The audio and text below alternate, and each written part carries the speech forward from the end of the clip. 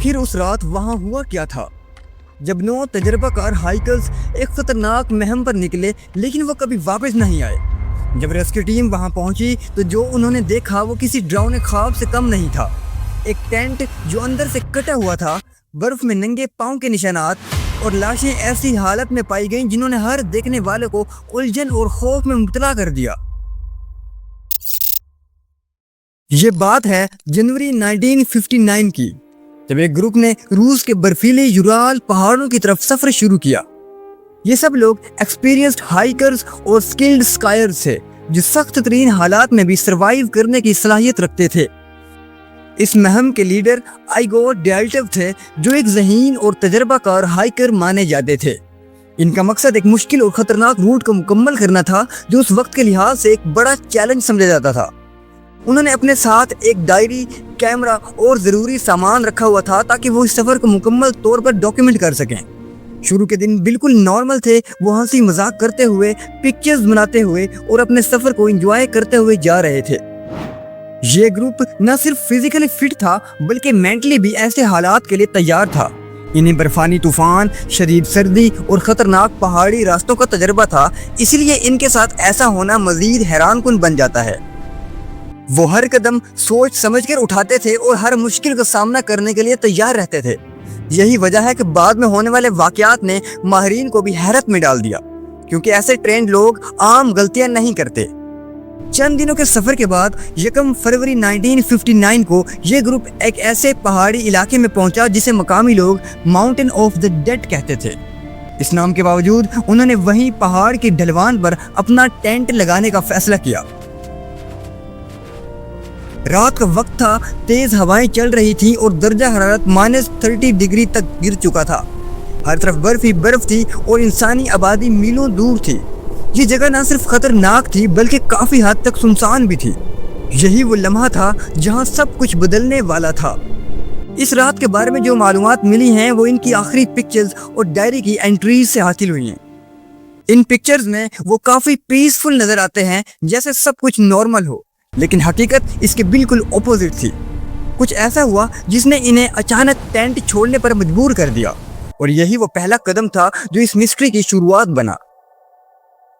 جب کئی دن گزر گئے اور گروپ واپس نہیں آیا تو ان کی فیملیز کو فکر ہونے لگی۔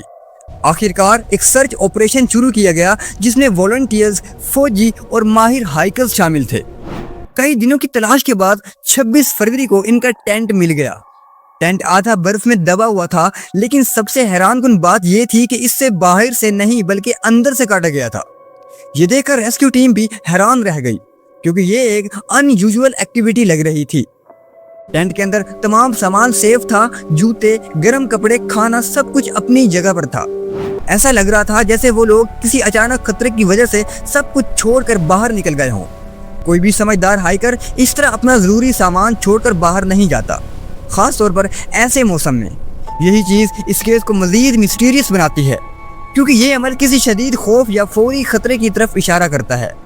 ٹینٹ کے باہر برف میں فٹ پرنٹس ملے جو پہاڑ سے نیچے کی طرف جا رہے تھے۔ ان فٹ پرنٹس میں کچھ جوتوں کے نشان تھے اور کچھ ننگے پاؤں کے۔ حیران کن بات یہ تھی کہ یہ نشان بھاگنے کے نہیں تھے بلکہ عام چلنے کے تھے۔ ایسا لگ رہا تھا جیسے وہ کسی جلدی میں نہیں بلکہ ایک کنٹرولڈ حالت میں نیچے جا رہے ہوں۔ وہ کس خطرے سے بچ رہے تھے اور وہ کیوں بھاگ نہیں رہے تھے؟ یہی سوال آج بھی ایک مسٹری بنا ہوا ہے۔ یہ فٹ پرنٹس کچھ فاصلے تک واضح نظر آتے رہے لیکن پھر اچانک غائب ہو گئے، جیسے برف نے ان کے ہر نشان کو اپنے اندر چھپا لیا ہو۔ یہ چیز انویسٹیگیشن کو مزید مشکل بنا رہی تھی، کیونکہ ان کے بعد کے موومنٹس کا اندازہ لگانا تقریباً ناممکن ہو گیا تھا۔ یہی وجہ ہے کہ یہ کیس آج تک مکمل طور پر سولو نہیں ہو سکا۔ چند سو میٹر دور ایک درخت کے قریب پہلی 2 لاشیں ملی۔ وہ تقریباً بغیر گرم کپڑوں کے تھے، جبکہ ٹیمپریچر انتہائی کم تھا۔ مزید سرچ کے بعد باقی لاشیں بھی مل گئیں۔ کچھ لوگ ٹینٹ کی طرف واپس آنے کی کوشش کرتے ہوئے مر گئے تھے، جبکہ کچھ اور دور مختلف جگہوں پر پائے گئے۔ یہ ظاہر کرتا ہے کہ وہ ایک دوسرے سے الگ ہو گئے تھے اور ہر ایک اپنی جان بچانے کی کوشش کر رہا تھا۔ کچھ لاشوں کے قریب آگ جلانے کے نشانات بھی ملے، جس سے اندازہ ہوتا ہے کہ انہوں نے خود کو گرم رکھنے کی کوشش کی تھی، لیکن شدید سردی کے سامنے یہ کوشش ناکام ثابت ہوئی۔ وہ حالات اس قدر سخت تھے کہ چند منٹ بھی زندہ رہنا مشکل تھا۔ یہی وجہ ہے کہ ہائپوتھرمیا کو ایک بڑی وجہ مانا جاتا ہے، لیکن یہ مکمل کہانی نہیں بتاتا۔ لاشوں کی حالت نے اس کیس کو اور بھی پورے اسرار بنا دیا تھا۔ کچھ کے جسم پر شدید چوٹیں تھیں، جیسے کسی بہت طاقتور فورس نے انہیں نقصان پہنچایا ہو۔ ایک کی کھوپڑی ٹوٹی ہوئی تھی اور کچھ کی پسلیاں بری طرح ٹوٹی ہوئی تھیں، لیکن حیران کن بات یہ تھی کہ باہر سے زخم زیادہ نظر نہیں آ رہے تھے، جیسے ڈیمیج جسم کے اندر سے ہوا ہو۔ یہ چیزیں انویسٹیگیٹرز کے لیے سب سے بڑا سوال بن گئی۔ کچھ لاشوں کے باڈی پارٹس مسنگ تھے، جس نے مسٹری کو مزید گہرا کر دیا۔ اس کے علاوہ کچھ کپڑوں پر ریڈیو ایکٹیو ٹریسز بھی پائے گئے۔ یہ ڈسکوری اس کیس کو اور بھی کمپلیکس بنا دیتی ہے، کیونکہ یہ کسی عام حادثے کی نشاندہی نہیں کرتی، بلکہ کسی ان یوزول ایلیمنٹ کی طرف اشارہ کرتی ہے۔ یہ سب دیکھ کر انویسٹیگیٹرز بھی حیران رہ گئے۔ وہ اس نتیجے پر نہیں پہنچ پا رہے تھے کہ یہ حادثہ تھا یا کچھ اور۔ ہر ایویڈنس ایک نئی کہانی بیان کر رہا تھا، لیکن کوئی بھی مکمل سچ سامنے نہیں لا رہا تھا۔ یہی وجہ ہے کہ یہ کیس آج بھی انسولوڈ ہے۔ سال گزرتے گئے اور اس کیس کے بارے میں مختلف تھیوریز سامنے آنے لگی۔ کچھ لوگوں کا خیال تھا کہ شاید کوئی برف کا پہاڑ ان پہ گرا ہو۔ کچھ لوگوں کے مطابق شاید ایکسٹریم ویدر کنڈیشنز اس واقعے کی رسپانسیبل تھیں، جبکہ کچھ نے اسے سیکرٹ ملٹری ایکسپیریمنٹ کہا۔ کچھ تھیوریز نے یو ایف اوز اور ایلینز تک کا ذکر کیا، لیکن ان میں سے کوئی بھی تھیوری اس واقعے کو مکمل طور پر ایکسپلین نہیں کر سکی، کیونکہ ہر تھیوری کے ساتھ کچھ سوالات ان آنسرڈ رہ جاتے ہیں۔ کچھ ماہرین کا ماننا ہے کہ شاید اس رات ٹینٹ کے اندر کوئی ایمرجنسی پیدا ہوئی، جیسے دھواں یا آکسیجن کی کمی وغیرہ۔ اس وجہ سے وہ گھبرا کر ٹینٹ کاٹ کر باہر نکلے۔ باہر نکلنے کے بعد انہوں نے نیچے جا کر شیلٹر تلاش کرنے کی کوشش کی، لیکن شدید سردی اور خراب حالات نے انہیں زیادہ دیر زندہ نہیں رہنے دیا۔